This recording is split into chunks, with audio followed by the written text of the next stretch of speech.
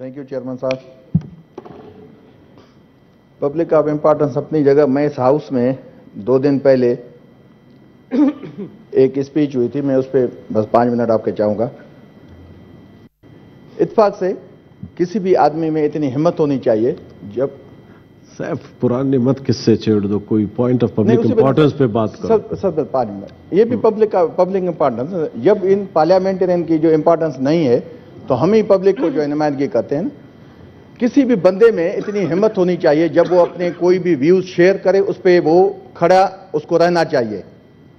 आपने देखा, मैं इत्तेफाक से सेशन में नहीं था 27 तारीख वाली में, तो पूरा हाउस कह रहा था, और मैं सलाम पेश करता हूं मैं अपने भाई सेनेटर कामरान मुर्तजा साहब को, मैंने उसकी स्पीच बाद में सुनी भी थी, कि उन्होंने जो एक गलत रिमार्क से हमारे फीमेल सेनेटर्स पे एक मिनिस्टर के, तो उन्होंने उठ के उनकी इज्जत भी की, उनसे माफी भी मांगी। वो उसका काम ही नहीं था।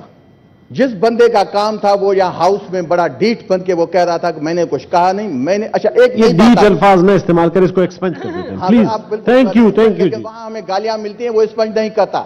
वो स्पीकर जब मैंने कोई बात नहीं, आपका हाउस का और मयार है, आप अपने वो स्पीकर वहां जब वो उधर की जिम्मेदार में और आप नहीं इधर की बात सर, ज्वाइंट सेशन था, मैं माजरत से मैं आपको हाथ जोड़ता हूं, क्योंकि देखें जब हम वहां जाते हैं हम उनके मेहमान बन के जाते हैं। लेकिन स्पीकर साहब ने उधर एक्सपेंड कर लिया था। नहीं देखिए सर, स्पीकर साहब का भी ये काम था कि स्पीकर साहब उस वक्त उसको कहते कि आप इसको बंद करें, बजाय उनको वो फीमेल सेनेटर्स को कहते थे कि आप बैठ जाएं। अफसोस होता है, यकीन करें, जब उसी दिन ये बात हुई कि जी नहीं, मैंने नया स्टांस आया उस साहब बहादुर का, उसने कहा कि मैंने ये नहीं कहा था, मैंने तो सारे सेनेटर्स को कहा था, पीटीआई को। चलें भाई इस पे आ जाते। भाई हमने क्या कसूर किया आपका? पीटीआई के सेनेटर्स ने क्या किया आपका? हम सारे भाई बैठते हैं, हम कभी भी हाउस में एक दूसरे की इज्जत करते हैं, ऐसे कभी नहीं बोले। इसको क्या तकलीफ हुई कि हम, मुझे जहां तक याद है हमारे सारे सेनेटर्स बैठे, हम कभी सियालकोट गए हैं, इसके डेरे पे गए हैं कि इसको तकलीफ पहुंची?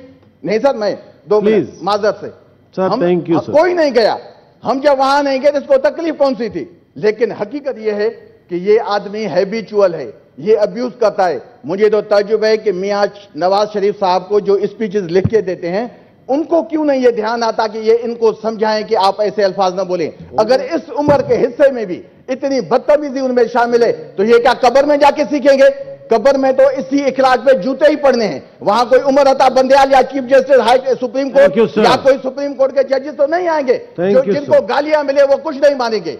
कम अज कम आप इसको, मैं तो अपने दोस्तों को जो इल्तिजा करूंगा कि इसमें थोड़ा कंट्रोल करें। इसका 2 दिन पहले बयान आया है, 2 दिन पहले इसका बयान आया है, जो इसकी पार्टी पे खुद का हमला है, जो 16 महीने वाली गवर्नमेंट पे खुद उनका स्टांस हो जाता है कि जी हमें हुकूमत दी गई थी, हमें कहा जा रहा था कि अप्रैल 19 में आ जाए। मैं तो सिर्फ 2 मिनट बात करके बैठूंगा।